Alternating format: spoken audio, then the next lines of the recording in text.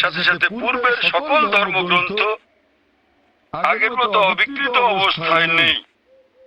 সেগুলো বিকৃতি এসেছে, জালিয়াতি হয়েছে, দুর্নীতি ঘটেছে। বেশিরভাগ পণ্ডিতগণই এই ধর্মগুলোর বিষয়ে, হোক সেটা হিন্দুইজম অথবা হোক খ্রিস্টানিজম অথবা ইহুদি ধর্ম, তারা একমত যে তাদের ধর্মগ্রন্থগুলো অবিকৃত রূপে সংরক্ষিত নেই। আর আপনি যদি আমার বক্তৃতা শুনে থাকেন, আমি শুরুতে যা বলেছিলাম, মহাভারত একটা গল্প যা অর্জুনের পিতামহ কর্তৃক বর্ণিত। এতে আছে ৮,০০০ শ্লোক। এরপর সময়ের সাথে সাথে পরিবর্তিত হতে হতে এতে চলে এলো ২৪,০০০ শ্লোক। এখন এর মধ্যে আছে ১,০০,০০০-এরও বেশি, ১,০০,০০০-এর বেশি শ্লোক। এটি কার কথা? মহাভারতের পণ্ডিতগণের।